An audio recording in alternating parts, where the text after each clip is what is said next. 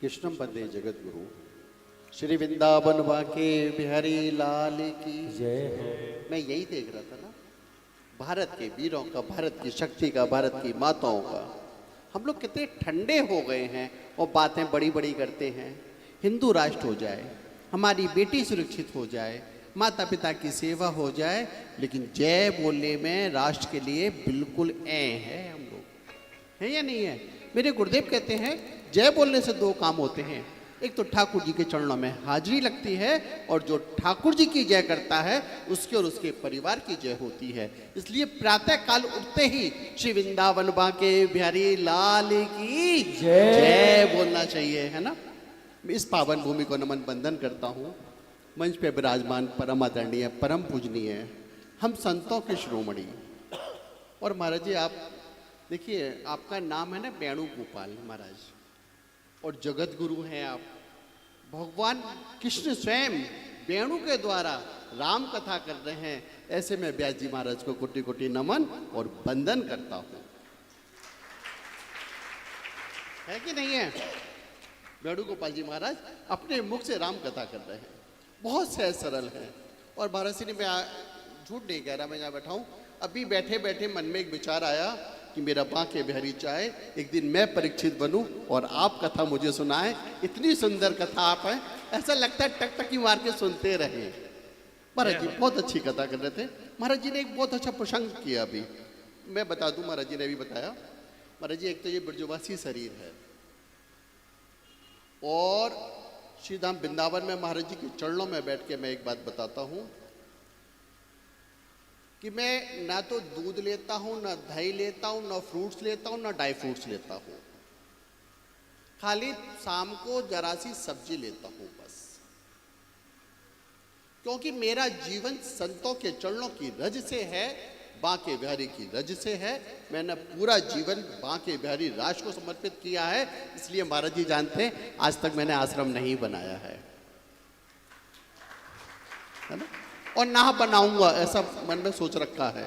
क्योंकि राष्ट्र बनाना है, सनातन धर्म को बनाना है, माता पिता की सेवा करते हुए बेटियों को सुरक्षित करना है, बेटों को धर्मात्म बनाना है। इस काम पे मैं निकल चुका हूं। ये महाराज जी की प्रेरणा है, महाराज जी की शक्ति है। महाराज जी, मैं और एक बात बताता हूं, अगर मैंने पूरे भारत में अगर दिल से सबसे ज्यादा किसी को चाहा है तो वो महाराज श्री को चाहा है। महाराज जी ने एक बहुत अच्छा प्रसंग अभी आया कि राम जी का विवाह हो रहा है, क्योंकि विवाह की बात है, तो राम जी का विवाह हो रहा है, बहुत अच्छी तरह से हुआ। विवाह क्या है आपको पता है? एक यज्ञ है, और दुनिया का सबसे बड़ा कोई अगर गृहस्थियों का यज्ञ है तो विवाह है या नहीं है? और आज का यज्ञ क्या है? उस होटल में होता है जहां मांस और मदिरा बनता है ना। उस होटल में होता है, चप्पल पहन के होता है, बफे से होता है। और भैया रे भैया, यज्ञ जो है, कन्यादान अपने आंगन में होना चाहिए, आजकल होटल से होता है या नहीं होता है? दूसरी बात, मुझे आज तक ये समझ में नहीं आया कि हमारे यहाँ ऐसा मैंने सुना है, एक प्रथा है कि माँ जो है उस दिन व्रत रखती है और अपने केशों को धो के कुछ नहीं खाती पीती, बोले कन्या का दान करूंगी माता पिता, और उसके साथ उसके चाचा चाची नाना मामा मामी भी उस दिन व्रत करते हैं और कहते हैं कि बेटी का कन्या दान करके भी हम कुछ ग्रहण करेंगे। ये प्रथा है, ये भारत की सांस्कृतिक प्रथा है। और ऐसा ही होता था कि सब उसके बाद ही माताएं कुछ पाती थी। लेकिन भैया आज क्या बताऊं, बेटी से पहले माँ ब्यूटी पार्लर जाके तैयार होके खड़ी हो जाती है ना। माँ पहले तैयार खड़ी हो जाती है, और सबसे ज्यादा अगर चाट पकौड़ी खाती है तो माता पिता चाचा चाची बुआ परिवार के लोग पहले खाते हैं। ये क्या हो रहा है? ये हो क्या रहा है? महाराज जी ने फिर एक बहुत अच्छी बात बताई है ना। कम से कम हमें एक, अभी मैं महाराज जी, मैं क्षमा चाहूंगा, मैं शादियों में जाता रहता हूँ, मुझे आशीर्वाद देने के लिए कुछ शादियों में जाना पड़ता है। और संत अगर शादी में आशीर्वाद देता है तो शुभ विवाह होता है। आजकल संतों को नहीं बुलाया जाता, और मैं चाहूंगा महाराज श्री के चरणों में ऐसे अगर महाराज जी द्वारा किसी बेटी बेटों को आशीर्वाद देंगे तो उनके जीवन में शुभ आशीर्वाद होगा। संतों को जाना चाहिए। लेकिन मैं अभी एक शादी में गया तो मन को बहुत दुख हुआ, तो मेरे एक विष्णुगिरी जी महाराज ने कहा, महाराज जी आज के बाद विष्णु चिन्ह लग गया है, मैं विचार करना पड़ेगा। एक सीए की शादी, बहुत बड़ी शादी, आगरा गया। तो आजकल शादी में एक नया और चलन चल गया है, कॉकटेल पार्टी साइज होती है कुछ, एक तरफ ऐसा एक मंच बना हुआ था, तो वहाँ पर जाके मैंने देखा कुछ लोग कुछ खा पी रहे थे। मैंने कहा विष्णुगिरी थोड़ा चल के देखे उधर क्या है। तो मैंने वहाँ ठाकुर जी साक्षी है, मैंने देखा बिटियाएं और बेटे शराब पी रहे थे। मैंने कहा क्या शुभ विवाह है, ये शुभ विवाह नहीं है। चलो विष्णुगिरी यहाँ हम एक मिनट नहीं रुकेंगे, यहाँ एक मिनट नहीं रुकेंगे। और भैया जो लोग शराब पी के अगर शादी में आते हैं तो ऐसे रिश्तेदारों को भी ना बुलाएं, और हाथ जोड़ के कहते हैं जो कुछ लेना देना होगा घर पहुंचा देंगे, और जो लेना होगा घर से ले लेंगे, आप ना आए वो ज्यादा अच्छा है ना। ये करना पड़ेगा, ये करना पड़ेगा। हम लोग कुछ नहीं कर पा रहे हैं, इतनी राम की कथा सुन के भी हम लोग राम की जैसे नहीं हो पा रहे हैं। क्या मतलब पानी में मीन प्यासी और मौसम सुनावत फांसी। भगवान इतनी सारी भागवत सुनते हैं फिर भी अपनी माता को वृद्धाश्रम पहुंचा देते हैं। पहुंचाते कि नहीं पहुंचाते हैं? भगवान राम ने मां की आज्ञा का पालन करके 14 साल वन में वनवास पाया, तभी तो राम हुए। क्यों पूजे ठाकुर जी? क्योंकि उन्होंने माता पिता की सेवा की, अपने गुरु की आज्ञा का पालन किया। जो अपने गुरु की माता पिता की आज्ञा का पालन करता है वो ही पूजनीय होता है। आप इतिहास उठा के देखिएगा, जिन जिनने अपनी मां की सेवा की है वो मोदी जैसा बना है, और जिसने बाप का अपमान किया है वो भैया अखिलेश जैसा, भैया मुलायम जैसा कुछ बना है ना। ये तो पार्टियों में भी देखते हैं, आप संतों को देखते हैं। और एक बात और, एक नया चलन चल गया है, इन बिटियाओं को क्या हो गया है।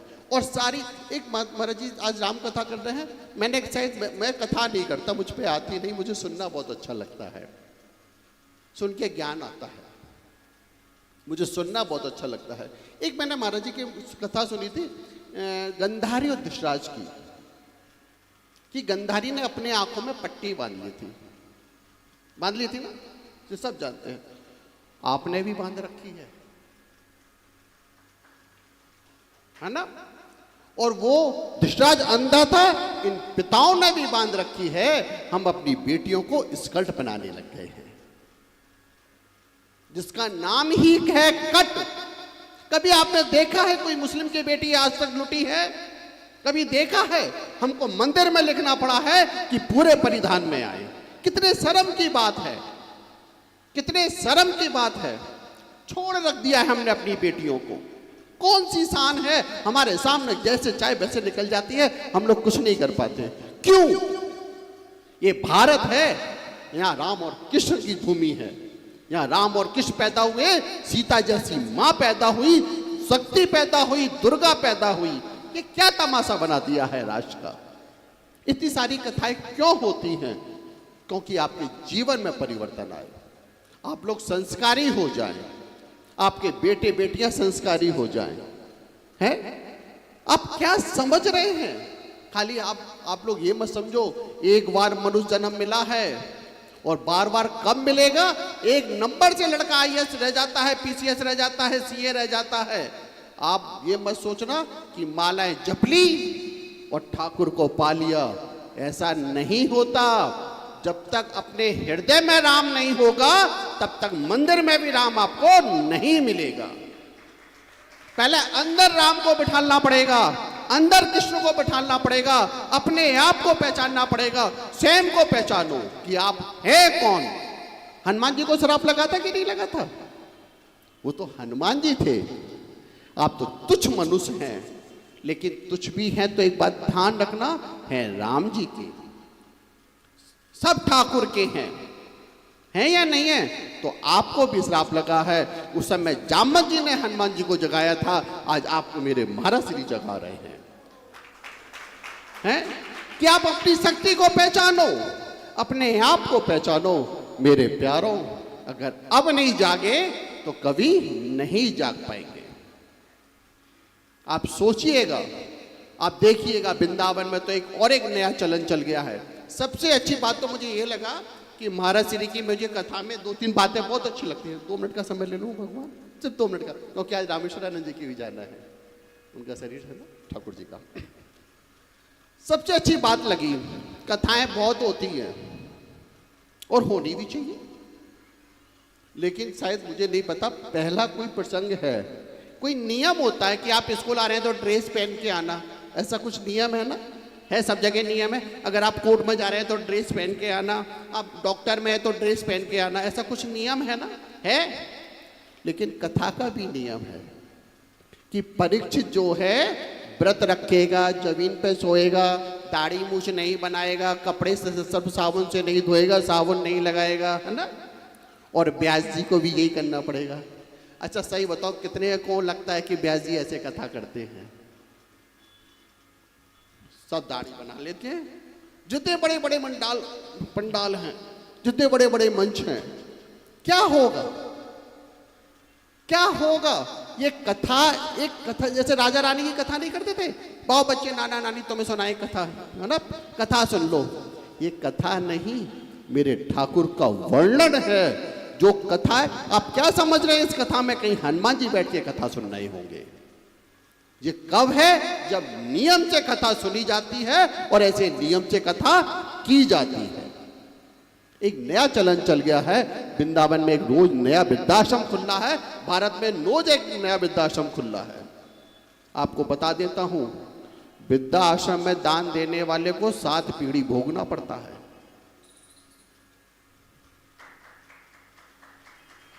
है ना?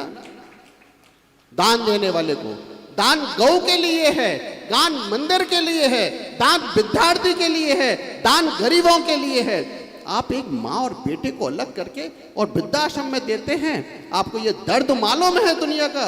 सबसे बड़ा अगर कोई दर्द है तो माँ बेटे को अलग करने का दर्द है। अरे कभी जाके देखो, उस माँ के दर्द को मालूम पड़ेगा कि दर्द कहते किसे हैं।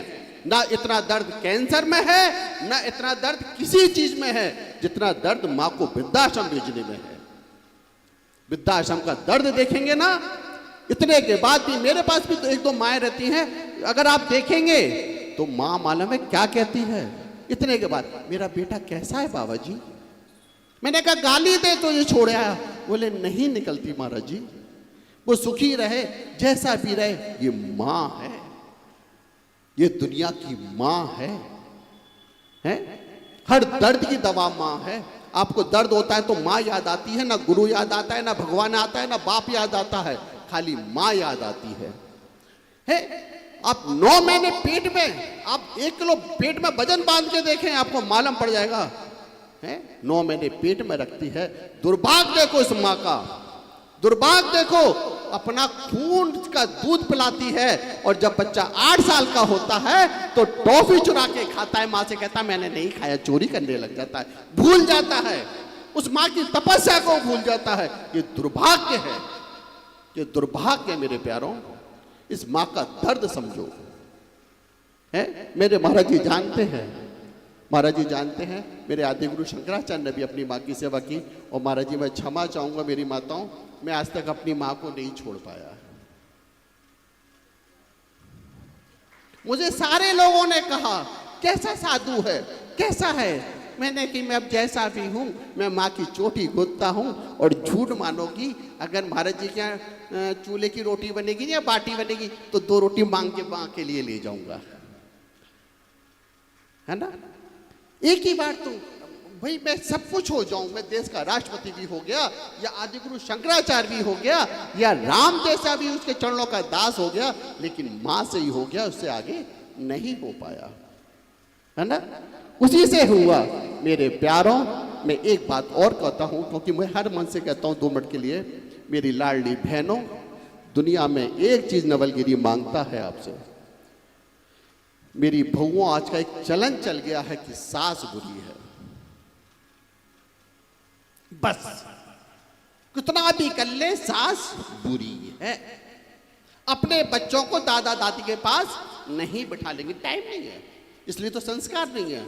बच्चों को हनुमान चालीसा नहीं कराती, दादा दादी के पास नहीं बिठा लेंगे, टाइम नहीं है, टाइम नहीं है, टाइम नहीं है। मेरे प्यारों, कभी सोचना कि 9 लाख का हार और घर की सारी संपत्ति बहू को दी गई है, बेटियों को किसी माँ ने नहीं दिया, सब कुछ बहू को देते हैं, फिर भी सास बदनाम है या नहीं है? हीरो का हार, 9 लाख का हार किसको मिलता है? कभी किसी बेटी को मिला है? नहीं मिला, नहीं मिला। और मैंने तो सास का अर्थ समझा है, सास है तो जिंदगी है, और सास है तो बहू है। वो तो ससुरी काहे की बहू है, वो तो खुद ही सास है। क्यों भैया, है या नहीं है? और मेरे प्यारों, सौभाग्यशाली हो ये खो मत देना। अपने जीवन में सास ससुर की सेवा करना, माता पिता की सेवा करना, राष्ट्र से प्यार करना, अपने बच्चों को हनुमान चालीसा कराना, बेटियों को सूट पर जल चढ़ा के पूरे वस्त्रों के साथ खूब पढ़ाओ, लेकिन इज्जत से पढ़ाओ, संस्कार से पढ़ाओ। अगर संस्कार खो जाएगा तो कहाँ से राम और कृष्ण पैदा होंगे? दूसरी बात कहता हूँ, 1-2 बच्चे मत पैदा करो। जब 4 हुए तो राम लक्ष्मण भरत शत्रुघ्न हुए, और 7 हुए तो 8वां कृष्ण पैदा हुआ। अगर अच्छे बच्चे चाहिए तो कम से कम 2 बेटे 2 बेटियां पैदा करो, भाई को भाई दो और बहन को बहन दो, तो पूरा परिवार होगा। आज के जमाने में आपकी जो पुरानी मौसियां होंगी वो सब जानती होंगी कितनी प्यारी होंगी। अब आप लोग सब कुछ खत्म करते जा रहे हो, मौसी को मौसी दो, है ना, और चाचा को चाचा दो, ताऊ दो, ये परिवार को पूरा करो। आप लोग परिवार में है, संतों का आशीर्वाद लेके करो। मैं सीधा वृंदावन से सन्यासी हूँ, इसलिए 3 वचन बस आपसे लेके अपनी बात को पूरा करूँगा, क्योंकि मैं भिक्षा मांगता हूँ, मेरा काम भिक्षा मांगने का है। अगर मैंने बनाया नहीं तो भिक्षा तो देंगे आप लोग, नहीं देंगे, है ना। मैं आपसे 3 चीज़ें मांगूंगा, क्योंकि आप गुरु जी के चरणों में बैठे हैं, है ना, भागवत जी के चरणों में बैठे हैं, जमुना किनारे बैठे हैं। मैं 3 चीज़ आपसे चाहूँगा, पहले मेरी बात सुन लीजिएगा, कि हम अपने बच्चों को हनुमान चालीसा जरूर कराएंगे, हम अपने माता पिता की सेवा जरूर करेंगे, है ना, उनके चरण दबाएंगे, सास ससुर की सेवा करेंगे। और माँ तो माँ होती है, मेरी हो या पराई हो, किसी भी माँ को हम दुख नहीं देंगे। अगर मेरी नहीं है तो पड़ोस की माँ की सेवा करेंगे। तीसरा, अपने घर में आधा घंटा, 1 घंटा, 15 मिनट हरि नाम कीर्तन जरूर करेंगे। आप वही वचन देना जो निभा सके, क्योंकि मनुष्य जन्म एक बार मिला है। मैं चाहता हूं कि आपका परिवार संस्कारी रहे, आपके बेटे आपकी सेवा करते रहें, मेरे राम जी की कृपा, मेरे बांके बिहारी की कृपा आप पे बनी रहे। इसलिए हाथ खड़े करके 3 बार राधे राधे बोलना है मेरे साथ, तो वही देना भैया वचन जो निभा सके, है ना। हाथ खड़े कर लीजिएगा, और जो ना गए वो बता दियो, फिर मैं वहां से पूछ लूँ भैया हाथ खड़े सब न कर लो, हाथ खड़े कर लो भैया, है ना। बोलो जय जय श्री राधे, जय जय श्री राधे, जय जय श्री राधे। ठाकुर जी के चरणों में प्रणाम प्रार्थना करता हूँ, मेरे ठाकुर जी आप पर असीम कृपा बना के रखे। भारत